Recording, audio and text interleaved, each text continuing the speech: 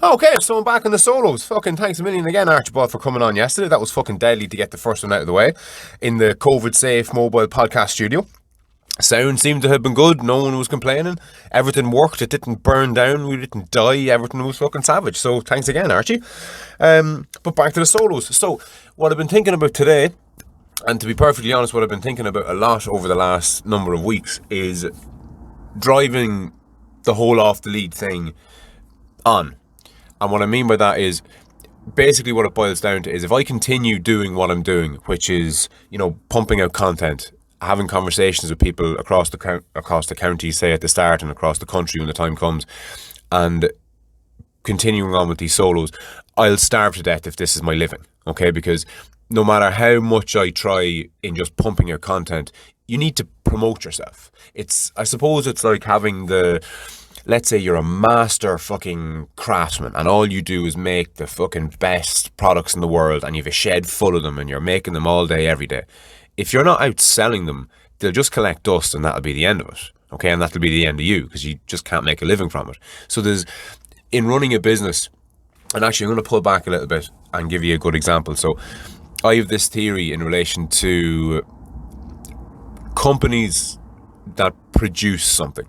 So when I say produce something, a business that makes something, okay? So let's say you're a brewery, okay? You make beer, okay? Or you do what I do and you grow microgreens, okay? Or maybe you have a business that makes boxes, or you have a business that makes chairs or tables. It doesn't matter. If you're making something, that's what I'm talking about. It doesn't matter if it's fucking Christmas cards or cigarettes or microphones or fucking anything else. If you are making something, this is relevant, okay? So once you're a manufacturer, and I would consider myself somewhat of a manufacturer, I grow microgreens, okay? I know it's not strictly manufacturing, but you're making a product. That's what I want to get across, okay? If you're making or producing any kind of a product, again, cheese, fireworks, doesn't matter. If you're making a product, at the start, your role is to build a business that can make what it is that you're selling. And as the popularity increases and you start growing and you start hiring people, the goal is to up production. But pretty much everybody is going to get to the point whereby they have enough production. The production outcompetes sales, basically. So let's say it's a brewery, just to keep it simple. You set up a brewery in your fucking shed and you're producing 100 bottles of beer a week, okay? You've got sales of 80 bottles a week and you're like, fucking happy days, this is great. I'm selling 80 bottles a week and I'm only after starting. Savage. But you're in danger there because what if one of your customers goes, look, I've been buying 20 bottles a week off you, but you know what? It's going really well. I want to buy 100. And all of a sudden, you can't keep up with the demand. Now, don't get me wrong, I wouldn't be complaining. When people are ordering more than you can produce, that's a good thing, but only in the short term. You turning around to a customer and saying, look, I'm up to my eyes, I can't fulfill that order right now. Give us a month, give us 2 months, I'll buy in big vats and I'll employ people and, we'll blow the whole fucking thing up and I'll be able to get my production up to 1,000 bottles a week. So that's what you do. You go hell for leather at it and you buy in new big vats and you upgrade everything and you hire people and you now have the capacity to do 1,000 bottles a week. And your sales grow, they were 100 a week, then there were 2, then there were 3, then there were 5, then there were 7, then there were 8. When you get to about 800 bottles a week, but your production capacity is 1,000, it's like, fuck, I may up production. So you get in another vat or you fucking sell the vat you have and you get a much bigger one and all of a sudden you've got the capacity to do 10,000 bottles a week. Fucking happy days. But you'll get to a point, okay? Now, maybe you won't. Oh no, you will. I was going to say maybe you won't. Maybe you won't get to a point whereby you've got enough production. Maybe you'll, blow it up to be the size of Heineken. But then I was thinking, but if you did blow it up to the size of Heineken, I mean, Heineken can't produce 100 billion bottles of beer a week. Okay, there's a limit to their production. And the idea of running a business to a large degree, especially a business that you're making or producing something, the goal essentially is to hit that sweet spot of being able to produce pretty much as you want and having a market for it. But to be careful that the demand from the market doesn't exceed what you're capable of producing, because you never really want to tell a customer you can't produce something.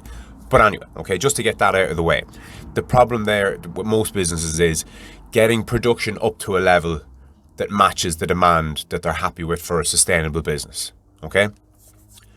So what happens is, and this happened to me in my business, I got my business, now it's different for me because COVID came and fucking sunk my ship and all that jazz, but anyway, forgetting about that for the minute. I got my production up to a point whereby I could do about, I don't know, a couple of thousand boxes a week, which was fucking fantastic. It was savage.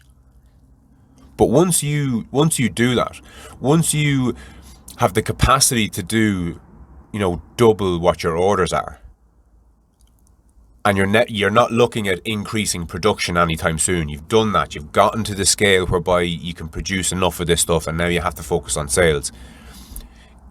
You're no longer a brewer, and you're no longer a microgreens producer. You're a marketer. That's what you become, and I think a lot of people don't understand that. They think, oh, I can make guitars. I'm going to set up a business making guitars. But what happens when you've got a fucking shed full of guitars and no sales? You have to get out and you have to market your product and sell your product. So your business therefore becomes a marketing business. Now, you can hire in, you can outsource that. You can go to a marketing company and go, look, will you do me a marketing campaign? I need to up sales badly because, you know, I'm going hungry, or I need to bring in revenue to pay for what it's cost me to set up my production, or I need to pay my staff, or whatever it is. Okay, so that's where advertising comes in, and advertising agencies and different types of companies that basically handle all that kind of stuff for you. Because look, you're a brewer at the end of the day. You know about brewing beer, you go and brew your beer. We're marketers, we'll worry about the marketing, okay? But on a small scale like me, I can't afford to hire a fucking marketing company to do my marketing. I'm going to have to do all that myself. And it's the exact same with this podcast.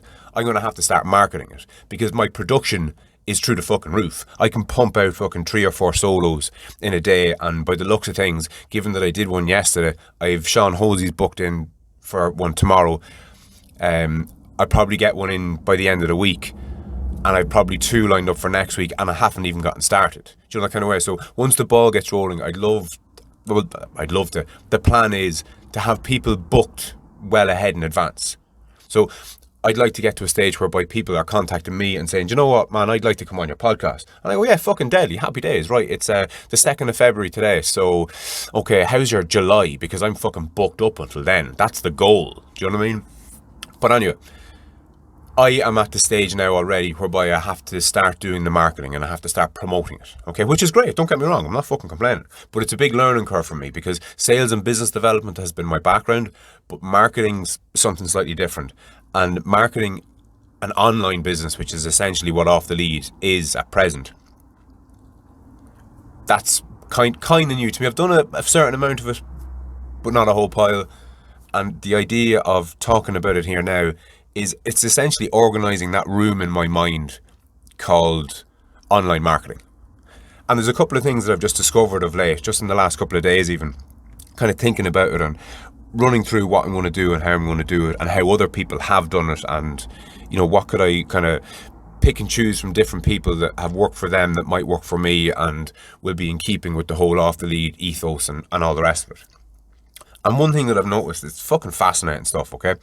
So on my YouTube channel, which I haven't pushed in the least, okay, collectively I've about, I think I've about 20,000 views on YouTube. Okay, I've about 120 videos. There's another 50 or so that still have to go up. But for the videos that I have up, and by videos I mean fucking sound with a video attached to it, because you can't just upload sound to YouTube. You need to have it uploaded as a video. Even if the screen is just black for 2 hours, it doesn't matter. You have to upload a video to YouTube. You can't just upload sound. But anyway, I digress, as always. You like that one, aren't you? So 20,000 views over 120 videos, that averages out at, 166. I just worked it out there in my head, lads. I didn't pause it and get the calculator out at all. So 166 views per episode will be the average. And I was like thinking to myself, that's not right. Because again, because I haven't promoted it on YouTube, and because 99% of my listener base is across podcast platforms, so the likes of Stitcher, Acast, iTunes, Podbay, all those different places. So 99% of my audience is in podcast land and not on YouTube. So I knew my videos didn't have an average of 166 views, and I had a quick look over my last 10 uploads, and the views are like less than 10, like, 6, 3, 8, one has 11, woo, but nowhere near 166. And I was like, where the fuck is this total of 20,000 views coming from? And then I copped it. I made a clickbait episode 2 or 3 years ago when I had Pat O'Reilly on. I didn't upload his video to YouTube like I uploaded everyone else's. So everyone else that came on, let's say, I think Cormac O'Keefe was my first guest. So episode number 1, Cormac O'Keefe. Cormac O'Keefe's a musician, blah, blah, blah. And I uploaded it to YouTube and he got, whatever amount of views. And I did that for everyone, with the exception of Pat O'Reilly's one. With Pat O'Reilly's one, for the photo, for a start, I didn't use Patter. I used your man Blind Boy. Okay, who, if people don't know, has one of the most successful podcasts, certainly in Ireland and up there probably worldwide. But he's by far he's the podfather as far as Irish podcasts are concerned. And my listener base is going to be predominantly Irish at the start, at least. So we thought by using his image, given that he's Mr. Podcast, it might drum up some views for mine. Now, I did it as an experiment as much as anything else, not just being a nefarious prick. It was an experiment, and to prove that it wasn't just a nefarious fucking con, I only did it the once. I could have done it for all the videos, but I just did it the once. But because I called it the Blind Boy episode and I had a picture of Blind Boy on it, the views of that episode are 17,500. Now, bearing in mind everything else has, 8, 2, 3. There's a couple of the conversations that, were a couple of hundred, but they were the exception. Actually, speaking of which, I've had Anthony Murphy on a couple of times, and I think I've had him on 3 times, and he has a big presence on YouTube. He could have 10,000 followers or something like that, but he's at this a lot longer than I am, and he's put a lot more effort into it than I am, and he's just got a bigger audience and a bigger platform on YouTube and all the rest of it, which is fucking great. Fair play to him. But let's say out of the 3 episodes that he has, the first one, say, has 300 views, the second one has 300 views, and then the third one has 20 views.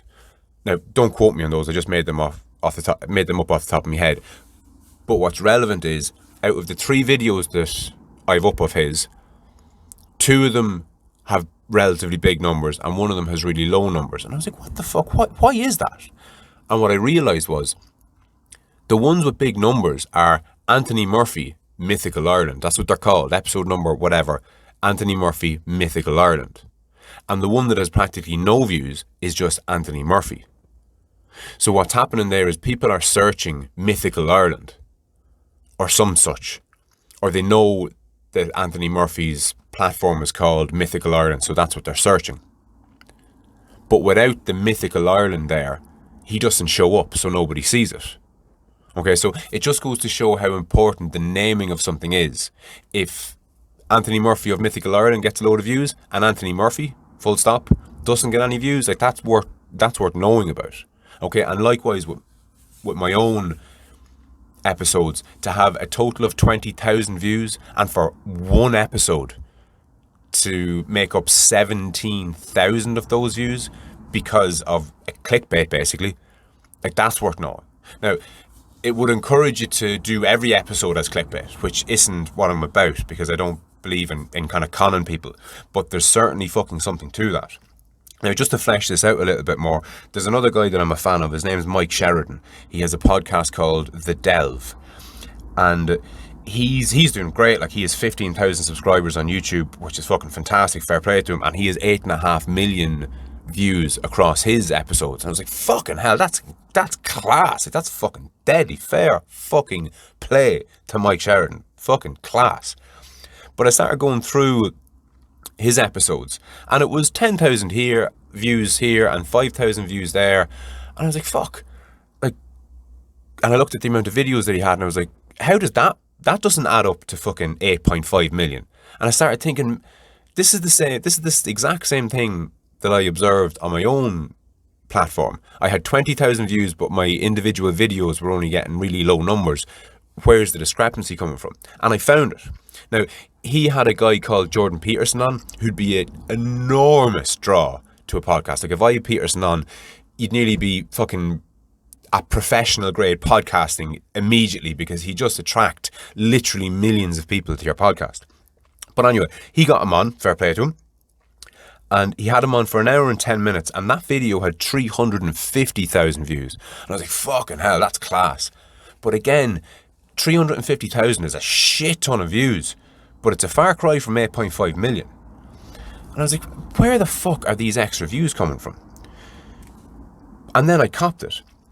He's cut the Peterson episode into clips, and the other episodes into clips. And there's one episode called Jordan Peterson on Depression, and it's only 8 minutes long, and it has 1.2 million views. And I was like, fucking hell, he got on a super famous person for an hour and 10 minutes, uploaded it, and that only got 350,000 views only, but still it got 350,000 views. But an 8-minute clip of that same conversation with a title like Jordan Peterson on Depression got 1.2 million views. Okay, he has another video, I don't remember how long it is, it's only a couple of minutes again, and again, clipped out of the same hour and 10 minute conversation that he had, and the title is Jordan Peterson on the worst thing about Donald Trump. 5.3 million views. And now it started to make fucking sense to me. I was like, no fucking way. It's bizarre, because when you don't know about these things, none of this stuff is taught in school. It fucking should be these days. I mean, we're getting to a stage now where more people are working online than are working, you know, in the real world, basically, okay? So we really need to fucking up our game in our understanding of how these things operate. And what I'm doing here now, I suppose, is just talking out loud and trying to wrap my own fucking head around what it is that I am doing and what I need to do moving forward, and hopefully fucking 1 or 2 years going to pick something up along the way.